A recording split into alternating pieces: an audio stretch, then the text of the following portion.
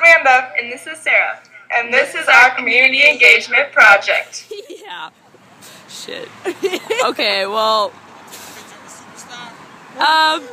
Sorry, no, we're doing a video for class. You want to be in our video? Do you want to? Oh.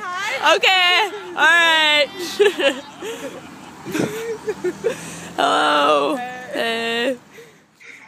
This is okay. Maybe In one of Andrew's PowerPoints, he quoted, "Everybody can be great because anybody can serve. You only need a heart full of grace and a soul generated by love." This quote was said by Martin Luther King. Sarah and I did our community engagement project at Ebenezer Care Center, where we assisted the elderly. They appreciated all the volunteers, as a whole week was dedicated to us. We were told numerous times by Sally Newberry, the volunteer coordinator, and the residents how helpful we were and that we were welcome back anytime. My experience at Ebenezer Care Center impacted my values in ways I would never have thought they would. Family, something I've always appreciated, but value even more after these last few months. Not everyone has the love and support that I have with my family. As much as I wish for the residents to have what I have, they taught me to never take that for granted. Volunteering here has brought me new skills as well. I've never really interacted with the elderly, let alone the elderly with disabilities. I was nervous to offend them at first, but I learned better communication skills that allowed me to interact with them more freely and comfortably. I've never been scared for my safety before I started volunteering at Ebenezer. Being approached and harassed by strangers was never something I had to be concerned about, but a little pepper spray resolved that problem.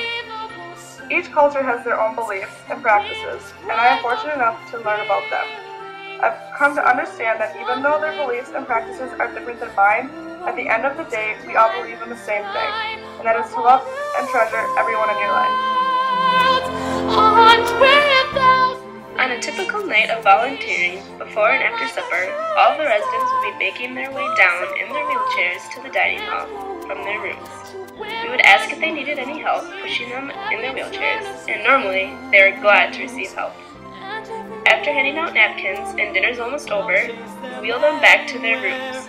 Their rooms are obviously small, and there's only room for a few special belongings and some nice pictures to make them feel at home. What the residents most enjoyed about Ebenezer was the chapel services on Sunday morning, and the residents that I really got close to looked forward to having games group on Monday nights, which included the Yahtzee and Sorry board games. As you can tell by this photo, there are a lot of events that they could go to.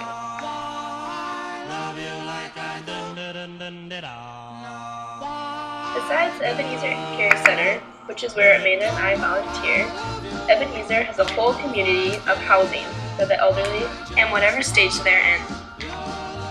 First location is right next to the Care Center, which is called the Ebenezer Apartments. They're a step down from the Care Center because they don't need as much intensive care.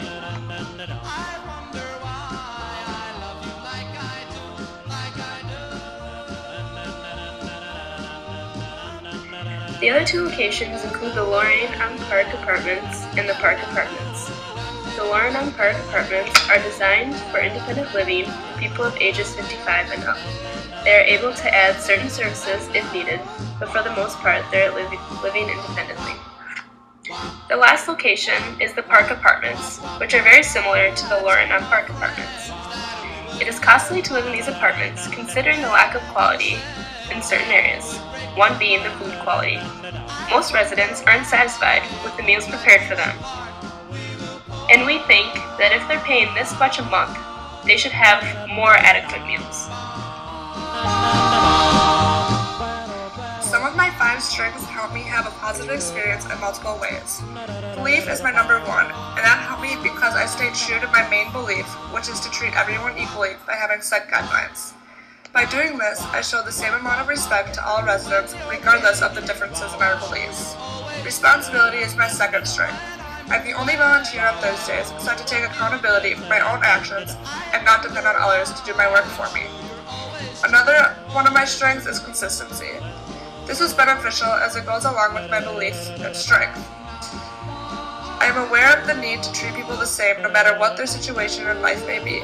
Lastly, input helped me because I love to learn new things, and I truly believe we can learn so much from someone who has had 80 years of life experience.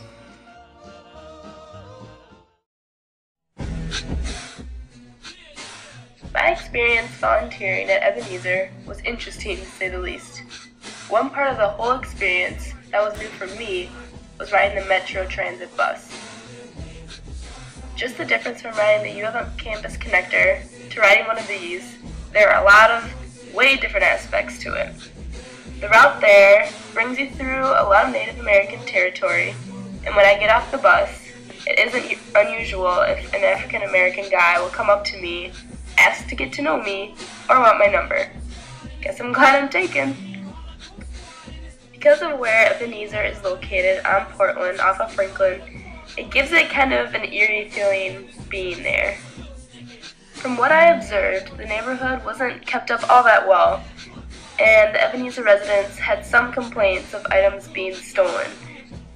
Referring to the Urban Roots video clip shown in discussion, when you have a low-income neighborhood such as Detroit, or where Ebenezer is located, instead of feeling hopeless, we can look at this situation as an opportunity to help the neighborhood instead of putting it off and not dealing with it.